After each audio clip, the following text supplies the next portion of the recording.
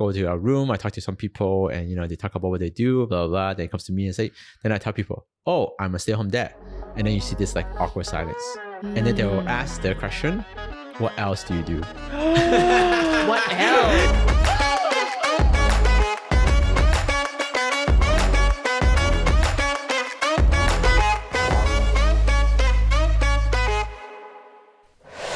So welcome back to Wise and Shine. I'm your host Reggie, aka your Chief Financial Coconut. And I'm Dawn, SG Budget Babe. And today in the studio, we have a special guest for this episode. He's none other than Cliff. So Cliff, a few words of introduction. Okay, my name is Cliff and I'm a stay-at-home dad for the past 3.5 years, I think. Yeah. Wow. Yeah. Wow. It's been long, almost 4 now, I think. Yeah. Mm-hmm. And we brought on this episode with him to guest star because we felt that, a lot of podcasts and shows out there and magazines and basically media, right? The whole female perspective has stay-home moms have had their share. We should hear from the stay-home dads as well. You sure it's not because we just wanted Eric to go? Sorry, Mr. It's like, Positivity. enough of your talk, right? We need a new person. We need a switch up. We want to talk a little bit about, should you quit your career for your kids, right? Should you quit your career for your kids? And I know it can be a much more nuanced discussion. That's why we're here today. Yeah. Yeah, and we have a very deliberate setup because Cliff gave up to everything to be a stay-home dad. You're 100% stay-home dad. I chose the easy way route. As you guys know, I'm like 50%. I think explore that. Well, I think everybody's different, right? Like every parent family makeup is different. So I don't think I think it's up to each parents to decide what works for them. And I know many stay-at-home dads, they do part-time stuff, right? So it's, and actually these days work can be so flexible. You work at home and you do this and that. So I think we're all, like, everybody is a bit different and that's okay. Right. Okay. But today I think that's the idea, right? We want to talk a little bit about this because this whole total fertility rate once again is in Parliament. This whole discussion is once again there. But it's always discussed in such an economic light. Yeah. It's like, if this is low, we gotta bring in more people. We gotta do that, do this, more bonuses. But I think that's one side of the argument. They're missing the big picture. Yeah, They're exactly. missing the amount of work it takes to raise a kid, nurture a kid, and not to mention a lot of things go and they get sacrificed if you choose the easy way out. So the extent of your relationship with the kids will be very different if you spend more time, whether it's stay home or half part-time thing or whatever, right? But yeah, if we just go to being dual income, like how our parents' generation did it, well, I mean, from that family episode, we saw how much toxic baggage that was, right? And we need to change things up. Yeah. And I think the government, for all their credit, yes, they can throw money at the problem, but it's more than just money. We need to change the perspectives, how society views it, and more importantly, how stay-home dads and moms are viewed by society as well as when they want to reintegrate back. How can we help that? I think that's a bigger issue to solve. Yeah. So that's the social lens, right? That's the social lens that we're trying to go for today. The social compact. Yeah, wow. Can you not? I'm trying to make it more down to earth, and it's all these big words, right? We're not sponsored by the government, okay? Right? Ministry of Family and Social I Services. just stole Lawrence Wong's term. I know. No, We're but helping to create a new social compact, and Yes. this new social compact needs to embrace the fact that all these things are changing, and it's more focused on all these soft skills and intangibles that money cannot solve. Yeah, maybe you can start with just discussing what is a common misunderstanding of stay-home dads. Yeah, what's the biggest misperception that you usually see or encounter? It's also part of my frustration, my beef being a stay-at-home dad. It's like sometimes, I go to a room, I talk to some people and, they talk about what they do, blah, blah, blah. Then it comes to me and then I tell people, oh, I'm a stay-at-home dad. And then you see this awkward silence. And then they will ask the question, what else do you do? What else? Right? So I of course I gotta be before, I always have to switch on my intelligent thing, right? So that I'll be say something, that people will think of me, say, oh yeah, then I say, oh, I'm actually studying my Masters of Divinity on part-time basis, just so people think that there's more, but a lot of times I think the assumption is that what else do you do? Because I think, that being a stay-at-home dad is, my guess, I don't really know, but my guess is that people think that stay-at-home dad don't really do too much. Yeah. Let's unpack that. I think the fact that question even gets stay-at-home mom, right? asked, Yeah, it shows that society generally don't value the work and the contributions of stay-home parents, right? I mean, if you do value them, why do you need to ask what else do you do? And maybe that also shows that society doesn't think that this time and this work is meaningful, is productive. That's why you need to justify with something else. Like, oh, I'm taking my part-time masters. Oh, I am doing like part-time something. Why do we have to do that? Yeah, you're right. Like Right. actually, I just say that it's a full-time job, and It's more than what It you is. do. it's more than full-time because It's more than a full-time. It's You all never the knock time, off. right? There's You never no knock knock off. off. No day Yes. off. It's just Yeah. crazy hard. Yeah, right? there's Sometimes. no bonus, no CPF. Yeah, and no then, Yeah, and then the kids wake up at like 4, exactly. 5, 6. You know, like 2, 3, 4, 5, 6 in the middle of And the the night. worst Right? thing, you can't quit Yes. this job. Yeah, you cannot like I gotta take a time out, right? It's very hard. It's very challenging, especially when the kids are early years, right? Then they Yeah. really need you hands on all the time almost. Yeah. I think it'd be beautiful if society reaches a level whereby people can say, I'm a stay-home dad or I'm a stay-home mom. And instead of people asking, what else do you do? They were like, wow, I really respect you. It Yeah. must be hard or it must be difficult. No, and once upon a time, it was norm.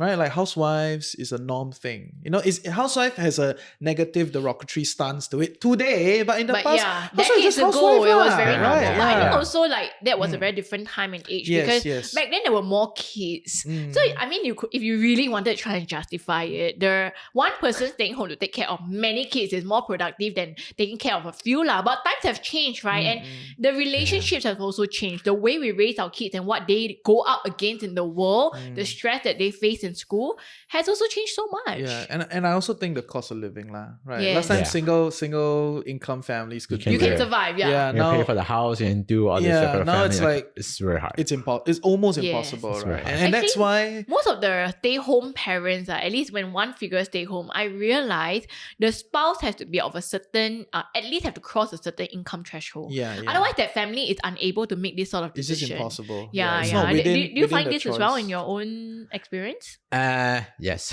I mean, we made the decision not primarily looking at economics, like, at our finances, but we made decision based on, what our needs are. So just to explain, like how I become a stay-at-home dad is that. What made you and Yeah, your like, wife okay, decide on this so my path? disclaimer is that, like, I don't really like kids until my firstborn. Ooh. Right? I'm not the type that, I love kids, I'll play with them. No, of course not. The stay-home dad does not Yeah. like kids. And Do you and like never- your kids? Yeah, that's right.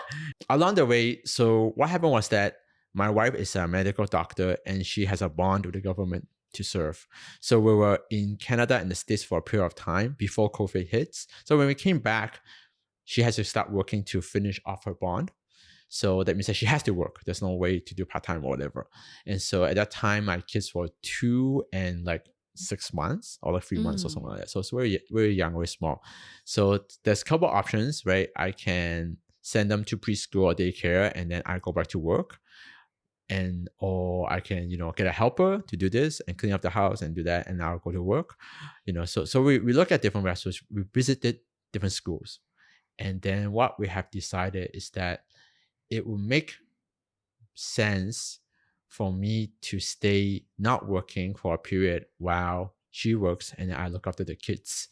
And how did we come to that is that because I work in church, in non-profit, and you don't make the money in non-profit, right? So that's no profit to begin with. that's no problem. It's not profit driven. I'm not going to make the big bucks. Yeah. But also, I realized that it doesn't make sense for me to work and not see my kids, right? And then my paycheck goes all to daycare, have someone else to look after the kid. And so with that, I decided, okay, you know what? Let's just being gung-ho, not realize what I'm doing, just jump in and say, that's me, stay home there. And that's how we made the decision. And, I struggle, I think. I don't know if others stay home there, but I do. Is that, I feel like I feel like my day has no purpose. It's very mundane, right? I would take my kids, go to the mall, go to eat watermelon, and then go to library, go to NTUC, go home. Every day is the same. I feel like it's a waste of my time. I could do something much better with my life than this. And, obviously nobody will give you applause for doing that. Or at least I didn't got any.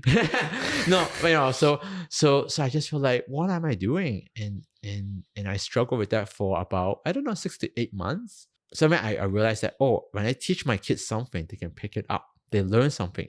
Then that really changed my paradigm of what it means to be a father, where like before, if I had it my way, I won't see my kids, and how would they know who their parents are, right? But now I realized that, when I spend time with them, that's actually what it means to show love to them. Of course, talk to any parents, of course they will say they love their kids, right? But how do I show love to my kids so that they understand the love, right? And for my kids, especially the older one, is spending time with her, like quality time. And I realized, that's what it means. And then I can see how I can teach her things, I can show her things. We do a lot of things together, and we start to homeschool. So with being a stay-at-home dad, we started homeschool. Okay, at first not me, mostly my wife, because my wife's better at it. But then it came to a point where like she's told me that she cannot handle the homeschooling because she's working as well. So what happens? I take on part of the homeschooling. I do math, science, logic, all the other stuff, right? All the, she does the language, Chinese, English grammar, which is better than me in all those. And yeah, so I was able to taught her things along the way. And I thought that was a really wonderful experience. Not just teaching her things, but actually like being there with her, the relationship that we have to do something together for her to learn. I think that is something that I realized, wow, had I taken the other route of the traditional route of me working and my wife working and my kids going to school, we'll miss all that. Yeah. But we're curious to know, like, have you at any point, I mean, this topic is about sacrifice, give up your career. Wow, Have so you ever elevated, felt like you were giving up, you're sacrificing your career for your kids? I would say to a certain degree, yes. I think like I'm 42 right now. Yes, I'm 42. So if you're working, climbing the corporate ladder, you should be like almost at the peak, right? And so there's always this fear, right? Like if you're not working, like you're not climbing, then you're like, you'll be left behind. But I think like looking back, I'm glad I made that decision as a stay-at-home dad, because I realized that like like these days we always talk about like how do you build resilience in your kids, how do you make them able to cope with all these changes in the world and society and pressure, and for me, at least me and my wife, we talked about it, that how do we help them is by giving them love. And going back to it is how do we love them is by, which is the most costly, is spending time with them, because time is expensive, right? Time is limited. You cannot, I can always go back to work again, or I can always, go, submit my CV and start working. But like once I lose the opportunity, my kids is gone. Like, especially the first couple of years, because I mean, once they go to primary school, like you won't see them half the day already. Yeah. And then it's going to be less and less and less, right? And so once I miss those opportunities, I cannot go back. And so why don't me and my wife spend the time right now investing into their lives so that they'll be able to cope with the changes in the world as they grow up, right? That they feel secure, they feel safe, they feel loved at home, and they understand that me and my wife is always there for them. So just to kind of give it a back picture of like how we work, like, even though I'm a stay-at-home dad full time, I don't like, I'm telling you, like, I'm not like a really stay-at-home mom. Like I don't cook, right? My wife does most of the cooking. yeah. So I give respect to the stay-at-home mom because they really like stay home. I know stay-at-home mom like homeschool the kids, does all the does the chores and that stuff, and I do some chores, my wife do some, right? And then my wife also look after the kids as well, because she also wants to spend that time with them, right? And so we so the way we work in our house is we just do shifts. So I'll take a shift. So you take a shift while she's working. While she's working, that's right. And then after lunch, she take a shift, or I take a break. And then after that, I take a shift in the afternoon, and then she works. And then in the evening, we have dinner together, and then we put the kids to sleep. And so it seems like a quite hectic schedule, maybe more from my wife than me, but it works for us. And I can say that, like, if I had to look after the kids like full day and night, wow, I'm telling you, I don't think I can do that. I would be like so like grumpy and upset. But at any point of this journey, have you ever had like the what ifs in your mind? Like, what if I didn't choose this route? I could be like, climbing, be at the top of wherever you are. Yeah, whatever. Yeah, of course. I think, there's some days you just sit at the sofa so tired. And we're like, oh, it'd be nice if we have like, someone to help us clean the house, do this and that, or the kids, then we have to do it. But I think the decision we make it was like what is best for our kids, like I guess maybe I'm not so career driven person. I realized that those days I spend time with them, and actually the time where like when I say quality time, where like I'm one-on-one with them, no phones, I'm not paying bills, I'm not checking email, I'm just really spending time with them to connect, is so rare. Even as a stay-home dad, like I would barely an hour a day possible, because you're busy, you're gonna do chores, you're gonna take care of the house, you're gonna take care of the bills, and so I realized that, wow, like I said before, like once that time is gone, it's gone. Like my kid is already 6. Next year she'll be going to primary school, and I'm like, wow, where's have all the time gone? And looking back, sometimes I wish I would be a better stay-home dad instead of being so grumpy in the first couple of months. Really understanding that actually this is a quality time I spend with my kids, because most fathers don't have that, or they couldn't. Either they have to, like you say, right, they have to work to pay the bills, or they're doing something, and once I miss that, then it's gone. Tell me a little bit about like the grumpy part.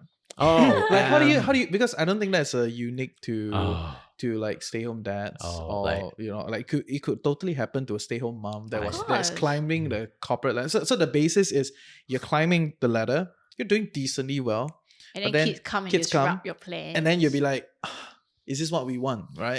And then all these plannings start to come, And then we'd you- also define that it's a bit different from the conversation of you have to make that choice.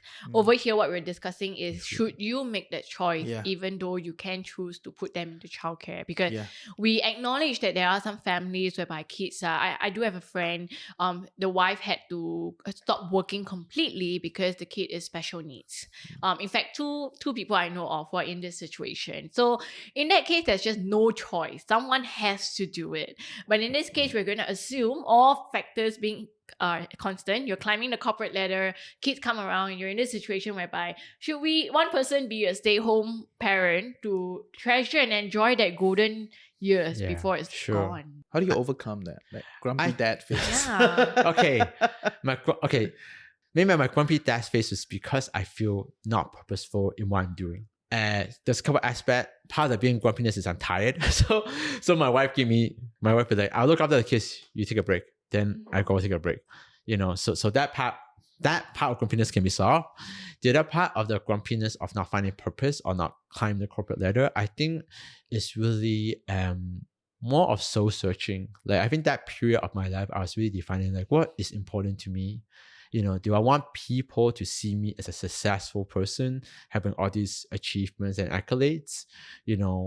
I could do that and I can do that. But I know that if I do that, I will miss out on the time I have with my kids, because I only can focus on one thing at a time. I'm not some amazing person. Some people are, I'm not, so I can only focus on one thing at a time. So I will miss out on my kids. And what would that cost? I think it costs a lot. And I think me and my wife, we talk to or counsel a number of young people, whether they're guys or girls. And the sad thing I can see is that, a lot of these struggles they have with their own self-esteem, with anxiety, is because both their parents are not home, and they have a lot of money, really well off, and it's sad, like for me to see that. And so I can see that, like, if I have those accolades, I can get it, but what would it cost me? It's going to cost something. The reality is, what would it cost? And I don't want to be the cost of my kids not having a father at home, or a father who is not present. Sorry. Yeah. Pleasant or present. Yeah. And I think those are the things that, like, I realized when I look back, because sometimes, when you're climbing the corporate ladder, you just have one achievement, right? Or you're building your company, you have one achievement. But then when you look back, you realize that, oh, you miss out on all those other aspects, which you cannot go get back anymore because it's gone. And those are relationships sometimes. Yeah. So it's always a trade-off. Yeah. There will be a trade-off. So for, so I realized that there's no free lunch. There's no like that you can do this. Some people can do this and that and have a great career and have great kids and spend time with them and all that. Some people can. And I realized that, at least for me, I don't think I can do all those. What will I sacrifice? if I have to sacrifice. And I realized, yeah, I was sacrifice my career per se, not working for a couple of years. And the funny thing is, I'm probably gonna work like very soon because my kids are like now they're both going to kindergarten, so they're not I'm not homeschooling no more. So very soon they both go to primary schools. Very soon they'll be they'll be like what I'm gonna do with my time, right? Like Daddy has time now. Yeah, right? then I have time, right? then the whole thing will shift. So so for me it's more of a seasonal thing. I know some of It's a stay at phase home, of your life. some stay at home parents they do it for a long time. I know they do it for life, but they do it for a long time until the kids go to university or whatever. I don't know. But everybody's different. So that's what I like about this journey of parenting. You can do whatever you want, but you got to think about the consequences. You're right. There are consequences with whatever you do. So you got to, and sometimes, unfortunately, we don't see what the consequences are, right? Mm-hmm. And so what are some consequences in a sense of like, because okay, we assume firstly that your wife is making decent, right? I mean, she's a doctor, not bad lah. Okay, it's not probably not fancy, but I mean, she's still in the born phase, so it is what it is. Decent. Okay, but still, with that in mind, two earners become one. There's still quite a lot of cutback, right? So how does that affect your quality of life in that sense, because I think that's what a lot of people would think, like, I cannot travel as much, I cannot eat this, I cannot, it's like, and those are real, but we're not trivializing. For sure. We're not trivializing them, right? You probably have to cut back some of your lifestyle. How does that, how has that look like for you? Okay, I think so just to clarify this, my wife is working like 0.75, so she's not even working on full time because she wants to spend more time with the kids, and she's running her own NGO. So those are different. So that's a background. So you say, right, so we do have to cut. And now, of course, right now with the inflation and whatnot, you see all the prices go up, right? So yeah, it's crazy, right? Like, it's crazy. And so I think, I mean, we do look at where we spend the money, and we do look at where we don't spend the money. So instead of like, before, maybe we used to eat out like twice a week, we eat out once a week, Before you go to a nice restaurant to eat, now we, instead of that, we go to eat at a hawker center. We look at, I stopped drinking coffee. Make your own at home. Yeah, make your own at home instead of going out and buy because those are expensive, right? Mocha pot solves it all. Yeah. Those Nespresso is great. So the 80 cent, 85 cent a pot. So those are little stuff that we change. And I think those are the adjustments that we need to make. I mean, that's the reality. The reality is that you don't have all the money in the world, right? And so we have to make those changes. But I think, as I say, like, we are giving up this to gain the time we spend with our kids. And for me, that is, I would say, priceless in a sense. Like, spend time like playing with them, or spend time like teaching them, spend time to grow with them, journey with them. Like of course, my wife is better than me because I guess I'm because not so you're not personal. A Yeah, so and also because maybe my two kids are girls, and so she can have that deep conversation with them about like fear, about bullying, about concerns, about stuff that is just beyond the surface level, right? And you cannot do this when you are just like don't see them whole day and then have a dinner time and go home, because it's impossible. I grew up in a family with both parents working, and I never hard. felt like I could confide in them about anything. So I sought all my solace in like friends, and sometimes my friends' parents, but not my own parents. So that's a bit sad. Hey, I hope you're enjoying Wise and Shine so far. I'm your host Reggie, aka your Chief Financial Coconut, and for us to continue to do this show so that you become a tad bit wiser every week, you gotta like, share, subscribe, help us beat the algorithm. But even more importantly, if you can, comment in the comment section below. Let us know your thoughts and also some questions that you would love us to answer. Yeah, now back to the show. Yeah. No, I share that view. The other day, we were just talking to some friends about this. Because one of my friends gave up high-paying job in China, came back to Singapore, took out something smaller just so that he can spend time with the second kid. Wow. Because the first kid, he wasn't around. Yeah. And then he was like, the relationship is just weird. Yeah. It just doesn't exist. Yeah. And so he came back for the daughter, but that was meant like 10 years ago, right? Wow, it's crazy. It's crazy. Advanced, right? Very fashion forward, huh?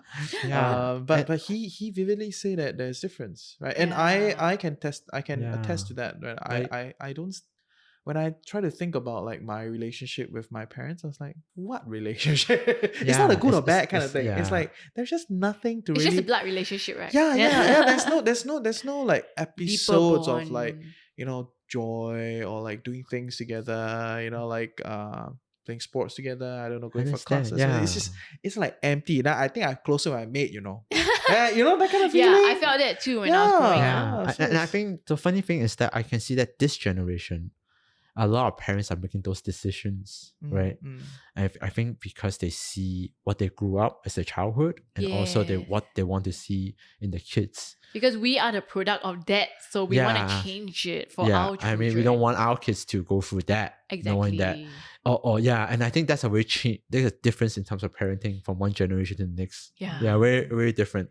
I have to say though, on this topic, I feel I wouldn't agree with giving up one's career for your kids. Right. And my story is that I gave up partially. yeah. I'm never, you kind of realize my pattern, right? I'm never 100% anything one. I'm Yeah. always like very risk adverse. I balance out transition period and all.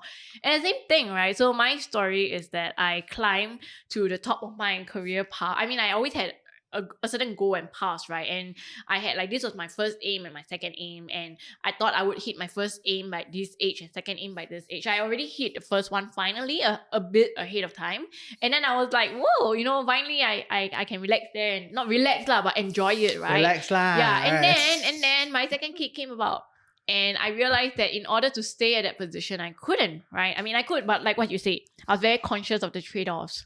Yeah. And I started feeling it. I never thought I would actually quit because I was so laser focused on my career, right? So to caveat, I'm a workaholic. I'm a super, like, you know, career focused, driven. I want to achieve and make my impact known in, you know, in the workplace and be recognized for being successful at my work and the things that I do. So I did not expect that when my kid started to be able to vocalize and he said like, mommy, you never spend time with me, I didn't expect that to hit me as hard as it did. And I started realizing that while I could still do things like 11 p.m. calls and work overtime when he was very young and he didn't realize it, there comes a certain age where your kid starts to be more aware. Now I'm seeing it in my second one as well, because we spend more time with the first one. It's hard to bring out both lah, really very difficult. But the second one, now he's like 1.5, he's feeling it. And he's starting to act out to ask for attention. In the past, we could just push him to the helper or push the grandma or something else, and then the rest of us go out. Now he really protests and he knows, and we're like, he's at that age. They start being aware. And I'm really thankful. I mean, I feel the pandemic was really a blessing in disguise because it changed the whole conversation and narrative about what does it mean to work. Do you really need to spend 2 hours traveling to and fro just to get to the office? Yeah. It's Yeah, true, can't it's true. you work from home and be as efficient? Can't you be in a position whereby you can go off and pick up your kids, and you know, if your kid needs you to go to the doctor or whatever, something happens, you can do that and then come back and do your work later. Must it really be like so tightly confined to 9 to 6? No, I think the pandemic changed all of that, and it's lovely. If not for it, I don't think I'll be in this position today. I mean, Yeah. the whole idea of it is so foreign, right? And you can even argue that, you know, it also affects the kids in a way of like their schooling time and all that, right? Like why kids have to go to school at 7? Because their parents go to office at 8. Exactly. Right? So I need to send you to school and then I That's right. continue, right? So it is a systemic kind of structural choice. Yeah. And that now you break one, you break this, you can break the others also. It's like, oh, now kids can go in at 9. Because studies have already shown that, you know, if you're more sleep, more well rested, you learn better, you progress better. Yeah. All those Yeah, things, right? for So you sure, break the first one, so many other things And are even waiting to be picking up, broken. I mean, in the past, right, you only needed to look at like forums and talk to younger colleagues, especially those who don't have children or who are not yet married, and they would like resent the moms, especially the moms, because they would be the ones knocking off right on time and saying, I'm sorry, I have to go, I have to pick up my kid. Why? Because your childcare closes at 7. You get penalized and it takes time to travel from the office to the childcare, right? But then now that we have broken that, moms, if they work at home, they can go and pick the kid up at 5:30, whatever, and then, you know, bring the kid home and resume working at like say 8 or whatever other time where someone comes in and help out the kid, maybe when the husband or someone else comes back, Yeah. and they still get the work done.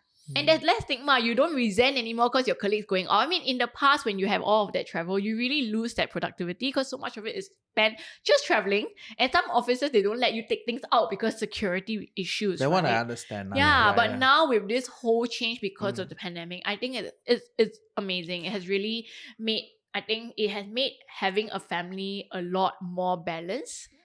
Yeah, we can balance our mental health as well a lot better. Okay. Yeah. So I think I get where it's coming from, and I think you're slowly seeing a shift. I mean, the very fact that we're talking about it, this is slowly shifting. But why is it so slow? Why aren't more people taking up the mental, and like just give up your career or at least take a pause from your career 2 years, 3 years? Like why is it still like Is it just the money? I think it's the repercussions because like for many careers, right, if you just take a pause, it's very hard to go back. And I think humans, we expect to like, if we stop here and we come back later, we want to resume from this phase again. But it doesn't always work that way. Today, with changes in the workforce happening so quickly, technological shifts, it's quite often when you take a break and you come back, right, it's hard to reintegrate. And it's the case for many stay-home moms, right? We have this challenge in society for so long. Actually, I've always wondered, why is it so difficult for moms to get back into the workforce? Hasn't someone come up with like some organization that values and you can monetize the skills that stay-home moms have, which is they're very good at multitasking, a lot of the admin work and all that stuff that I'm sure it can be valuable in some way, right? I know, they can breastfeed and write email at the same time. But why don't they have like, why isn't there an organization that can really like, monetize and help them to make money from these skills? I'm quite appalled there hasn't been an idea created around this so far. But are you afraid? I think that's the struggle between work or your career versus taking a family is real. It's a question that me and my wife, we talked about, right? Like can she work more? Of course she can work more, but what are the costs? Right? Can she go on, go overseas to do some trip to do that? Of course she can too, for work purpose, right?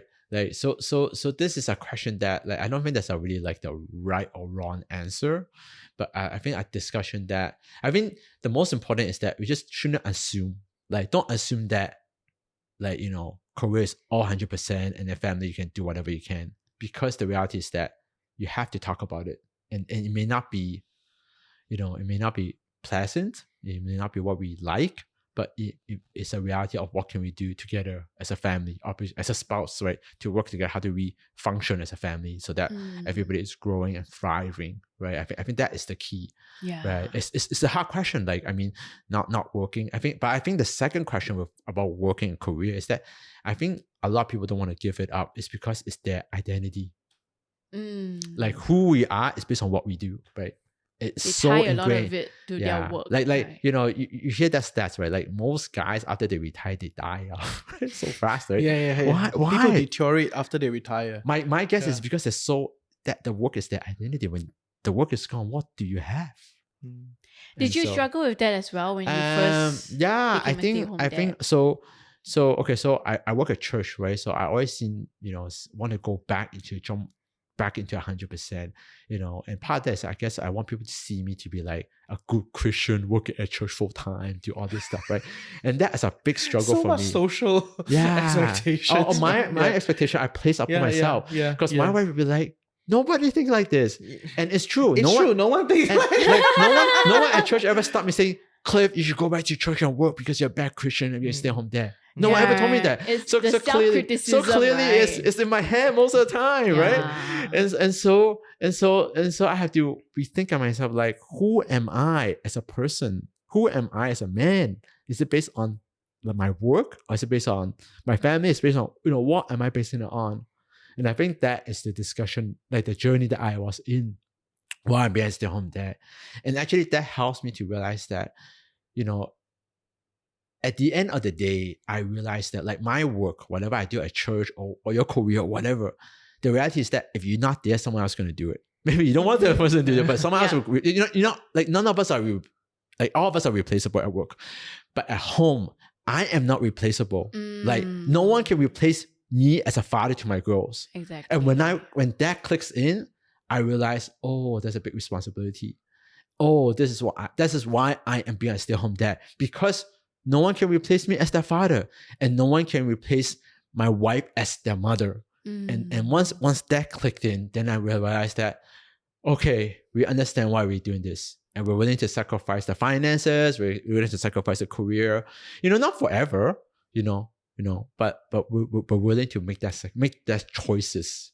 Yeah. I think also it's a reflection of larger society, right? Like we're all brought up and educated through the system with the ultimate goal of getting us a job to be employable, to pay taxes and, just contribute. Productive, yeah. And people don't really don't value. The truth is society doesn't really value the work of a parent.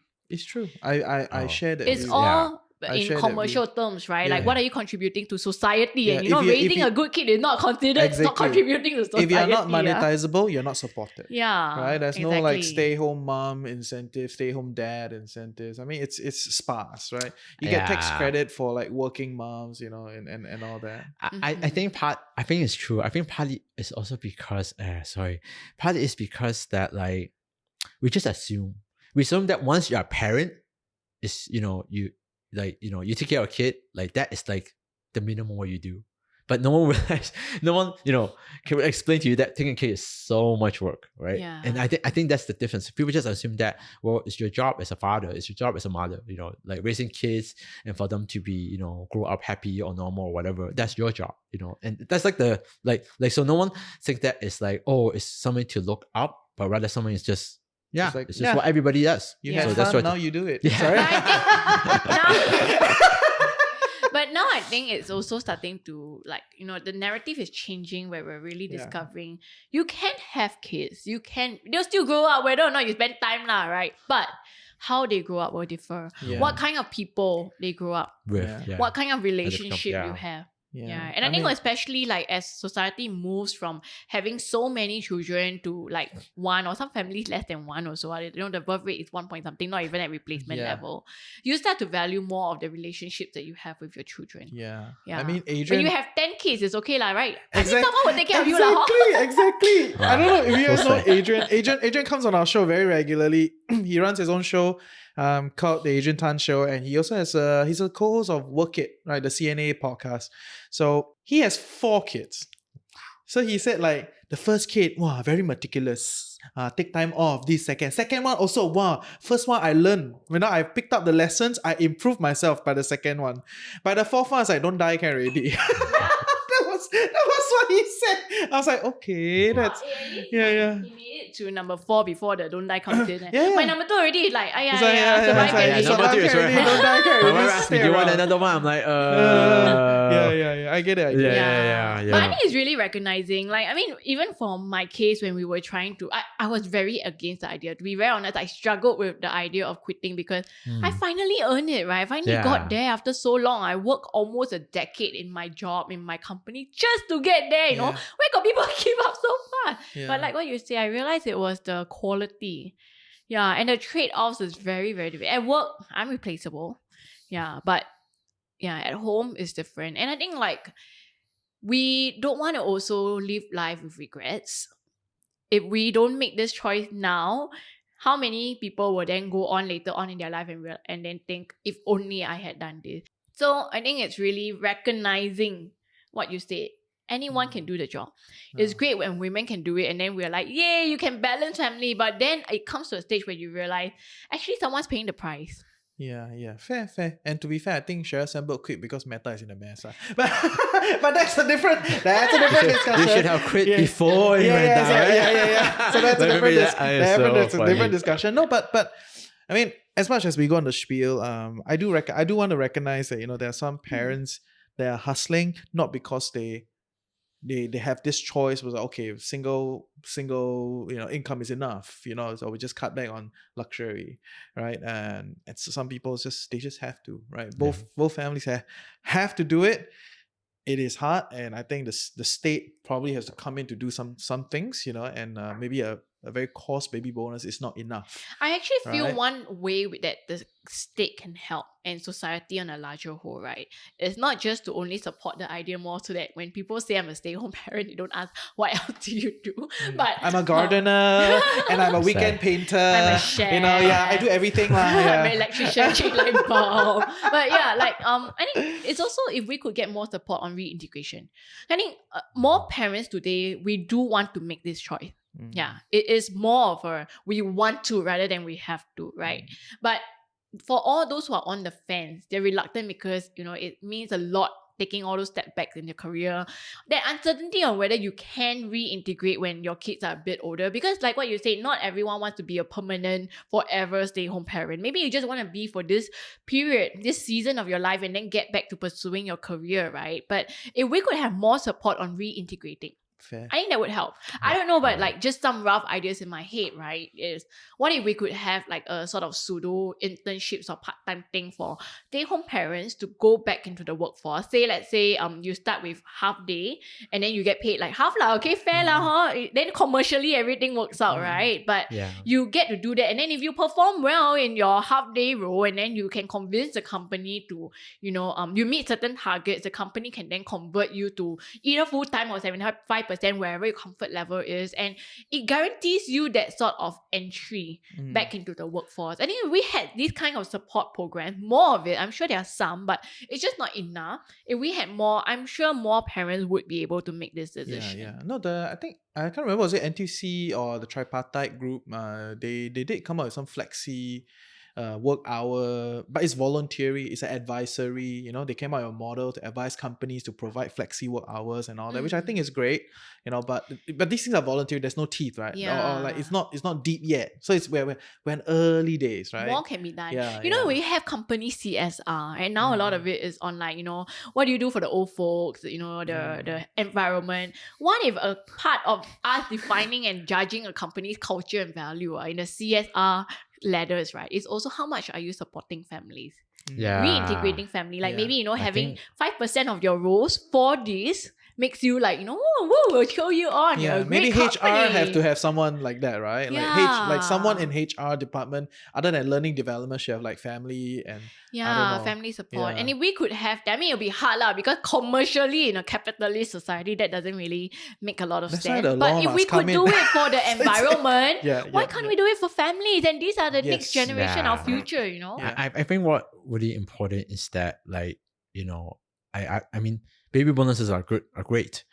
But I think it's just that, like you say, I think what's lacking is that, we just don't want to have more kids, but we want kids that are growing up, that are strong, that are resilient, they can thrive, be creative, entrepreneurial, taking risks. And how do you foster that environment, right?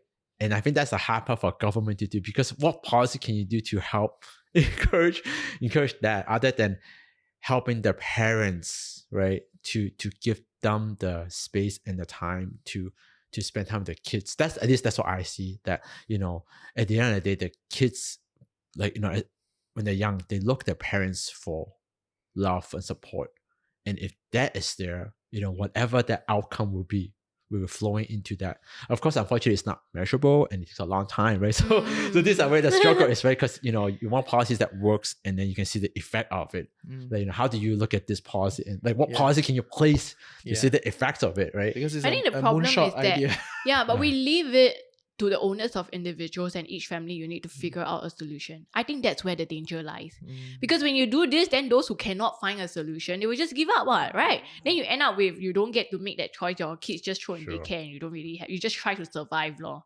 But if we can have, we need everyone involved, right? So companies that starting to have this, but companies also won't do it unless people hold them accountable. So that's why I think a larger society is really about like fostering this shift, this new social compact, using the terms properly, okay? But really like redefine. We need to redefine this so that families become a bigger part of everything in Singapore. And I think that in the end will be the only way we can hold on and foster our national identity, isn't it? Everything, all this conversation about what is the Singaporean identity, what kind of birth rate, everything, actually it all falls back down to all these little things. Yeah, so funny, right? Like, and I think just healthy families, right? That's what we want. We want healthy families, so that and we don't just want surviving families. We want healthy, thriving we want families. healthy families that are growing and whatnot. That's hard work.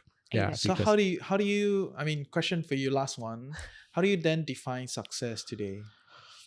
I mean, I can success in my career and whatnot, but I think success, at least for me as a parent, is that I can have a good relationship with my kids growing up all the way until I die, I guess. And I think that is how I would define success for me.